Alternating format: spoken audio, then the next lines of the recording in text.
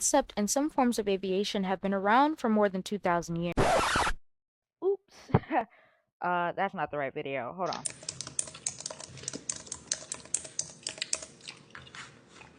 A fighter jet taking off, a rocket launching into space, or race cars pulling 90 on the racetrack.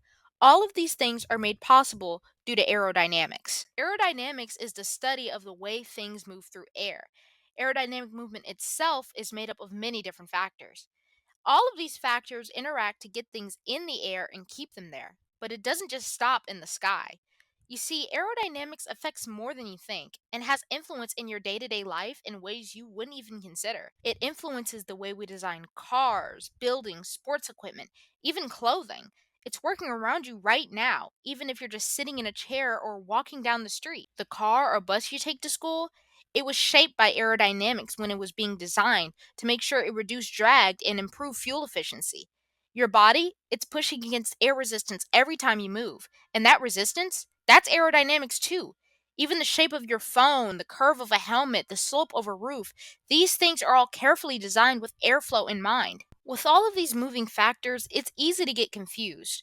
So let's start with the basics. How exactly do aerodynamics work? At the core of aerodynamics, there are four major forces at play. Thrust, it's the force that pushes an object forward. Weight, the force of gravity, always pulling everything toward the earth. Lift, the upward force that counters weight, allowing aircraft to rise into the sky. And lastly, drag, the resistance air applies against movement. These forces must work together constantly.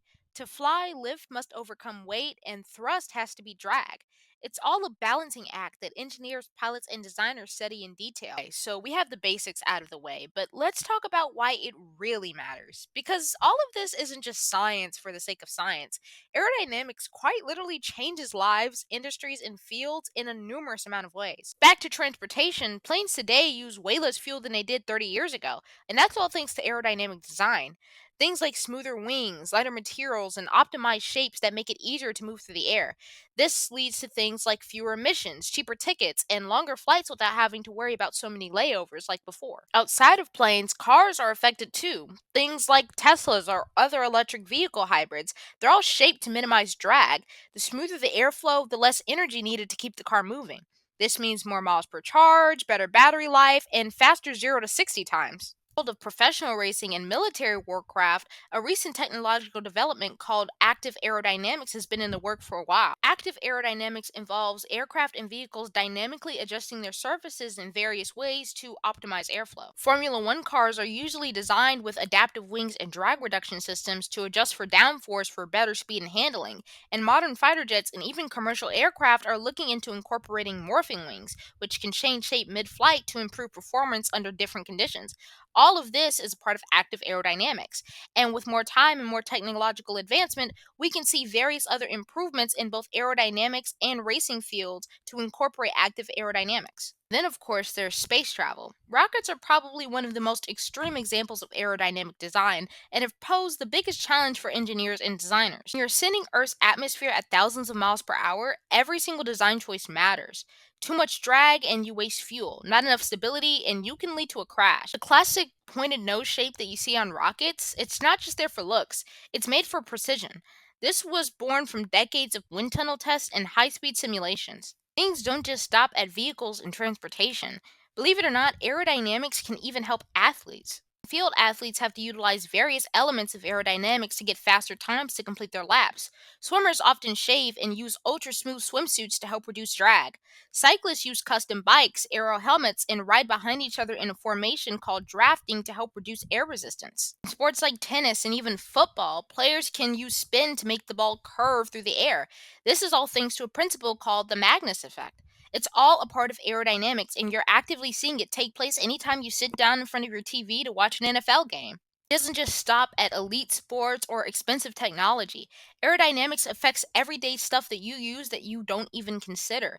Your ceiling fan is designed to move air efficiently. Your hoodie's shape can affect wind resistance when you run. And the future of aerodynamics, well, that's where things get really exciting. As we move into the world of electric cars, urban drones, and even flying taxis, aerodynamic efficiency becomes more critical. In fact, companies designing air taxis and delivery drones are experimenting with entirely new shapes and designs that haven't been seen before, things that look straight out of a sci fi film. From high-speed trains to possible space tourism, all of that depends on advancing aerodynamic engineering to become safe, sustainable, and affordable. So, yeah, aerodynamics might sound like it's just about planes and rockets and flight, but in reality, it's all around you and it's constantly working to help shape the future in ways that you don't even think about. It helps us move better, live safer, and create more efficient and sustainable technologies. The better that we understand it means the more that we can do with it. The future of aerodynamics is looking brighter and brighter each day. So, yeah, maybe in a few years you'll sit down to order a pizza and a drone might come and drop it off for you. Just think back to this presentation and just know Balance predicted it first. And hopefully I get a patent for that idea because I'm not about to let Elon Musk take my money.